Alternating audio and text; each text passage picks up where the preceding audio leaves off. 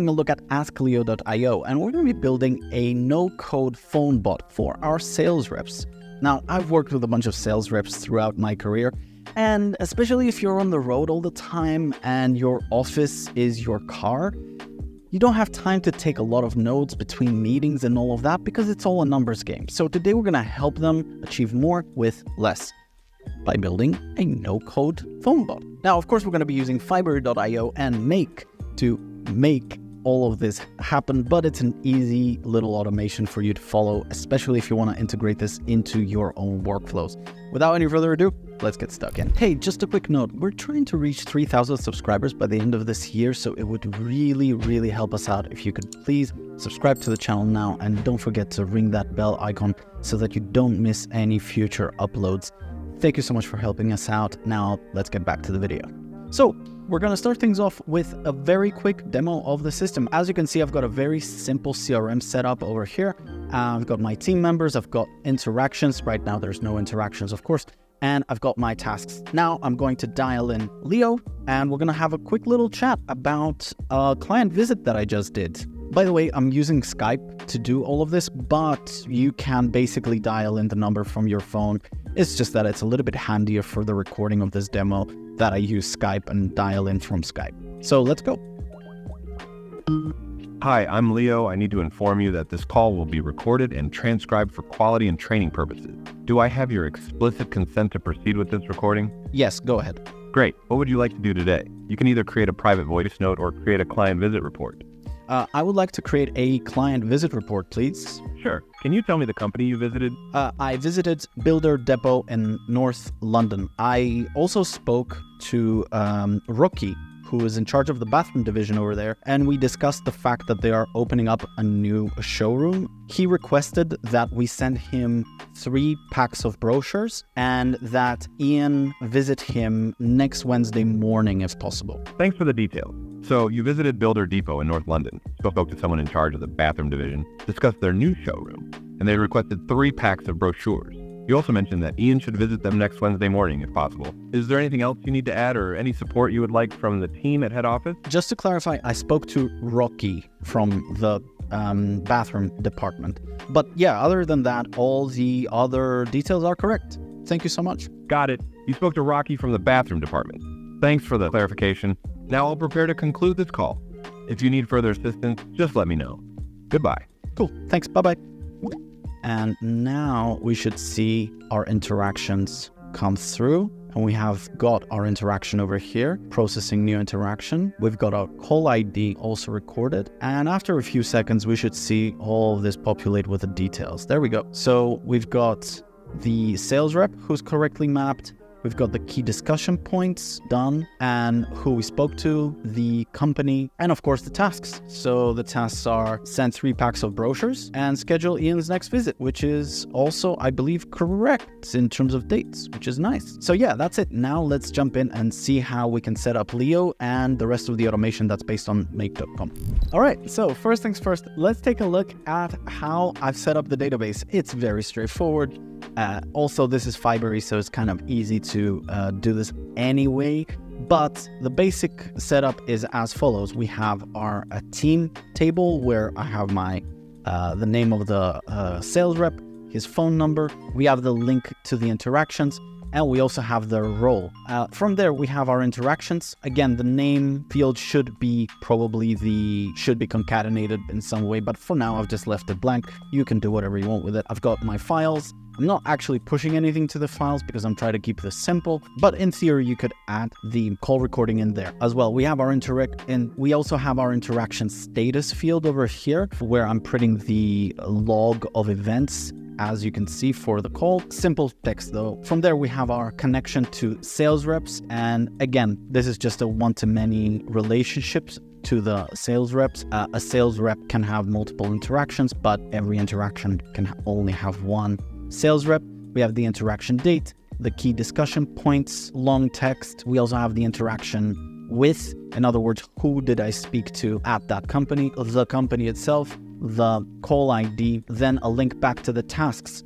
Now, The tasks table is also quite straightforward. We actually print the name of the task as in the task itself, right? Send 3 packs, schedule a visit. Task description, this is just a longer text. Do you need to have it? Not really, but it's nice to know that there is a long text field that you can print stuff into it. There's a link back to the interactions. There is an assign to, and this could be dynamic. You could be assigning actual users within Fibery, but I'm just keeping it super simple for now and just printing in the person who needs to take this on.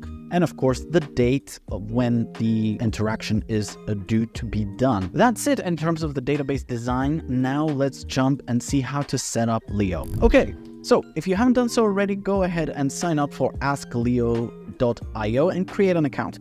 Once you do that, jump into workflows. In fact, actually, you know what? Change my mind.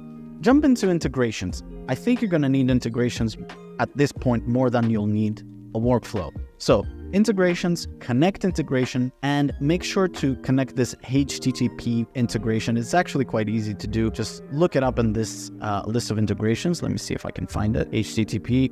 No, it doesn't find it because I've already connected it. But at the end of the day, connect that integration and just make sure that it's in this little list over here. From there, let's jump into workflows. And here we created a workflow, very straightforward. Now, once you create a workflow, you immediately get a number, which could be forwarded to something else. But for now, this is the number that we're going to be dialing. And yeah, that's basically it. Now, from there, I would say you can add your agent capability here, the HTTP request. And this looks like so. Let me just show you what it looks like.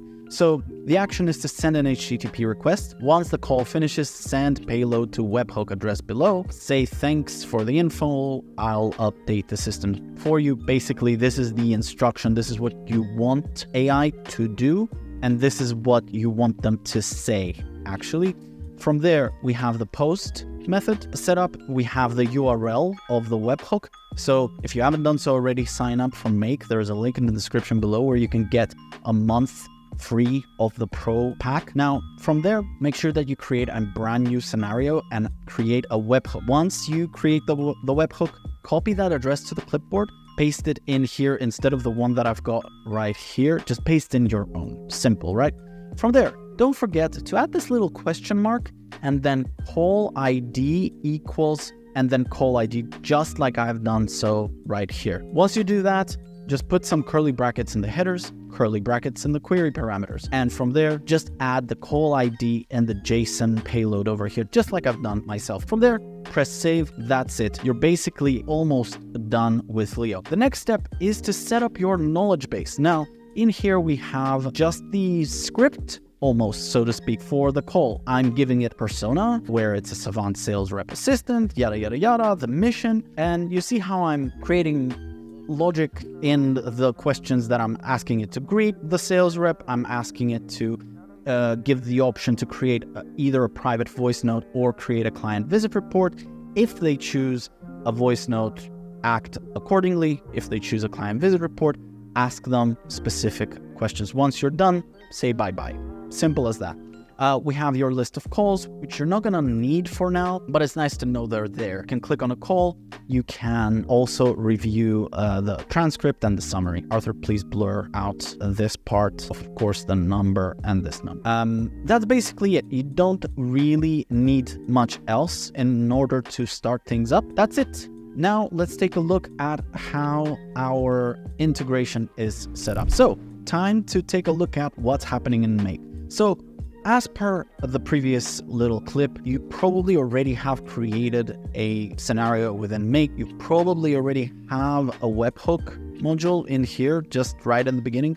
From there, the next thing that I personally like to do is to actually set a variable, call it something. I mean, I've called mine A, and then just print the call ID in here so that we can reuse that call ID from this variable and not from over here, because I have a feeling that Leo might change what it's calling this. Probably won't, but I'm trying to play it safe by creating this variable that will store whatever Leo is sending us. From there, I am searching my interactions because I've noticed that Leo sometimes might double send the same interaction to my webhook, and I want to create that interaction only once. Therefore, I am cross-checking within Fibery to make sure that my interactions table only contains one single instance of that call ID. And how am I doing that? Searching, and then I'm creating a little filter over here, as you can see, where the total number of bundles must equal to 0. From there, I'm creating the basic interaction where I'm printing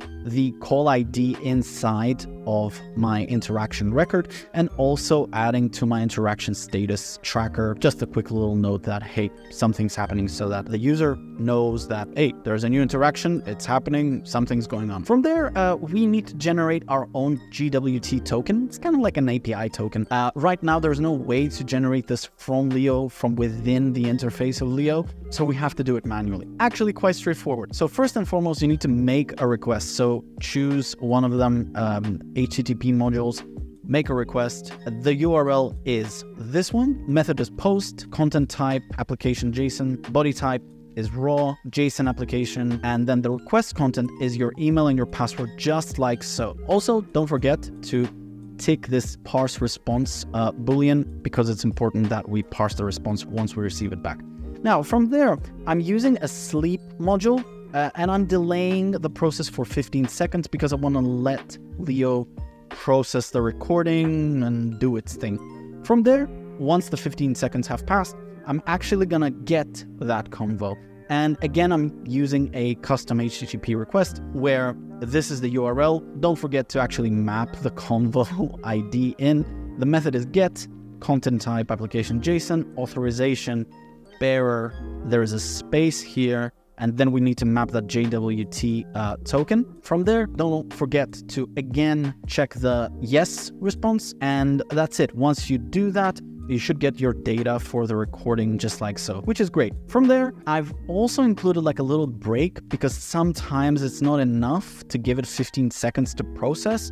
So yeah, a little break module, number of attempts 3, interval between attempts 1. Also, don't forget in the scenario settings to allow for storing of incomplete executions because otherwise it won't work. So yeah, from there, moving forward, we've got the interaction, and I'm mapping the conversation array from my get convo module, this little array over here. So I'm mapping all of that in, and that's just basically the transcript, right? And I'm creating quick little text aggregation of the conversation, so to speak, where I've set it up like so, and the row separator is new row. The end result looks like this. And we're doing that because we're about to give all of this information to ChatGPT for processing. So moving forward, we've got the basic extraction of the key points that were discussed, client that we saw, and the company name. So I'm using ChatGPT 4.0 for Omni, basically. The text to parse is the transcription that we just created. The prompts basically goes along and says that you're a Savant marketing assistant, yada, yada, yada. And we're extracting the client name, we're extracting the company name, and we're also extracting the key discussion points between the rep and the client. Now, from there, we are searching for the rep. And again, this probably could be done a little bit better in the sense that we could branch this out, and if we don't find the rep, to create them. But right now, for the intents and purposes of a simple demo, I'm just searching for my rep, just like so, in my list of team members in Fibery. And yeah, that's basically it. It finds them, and there's also a filter here, which basically doesn't allow it to move any further if it doesn't find the rep, but it does find the rep. And then we update our interaction with the stuff that we've figured out so far.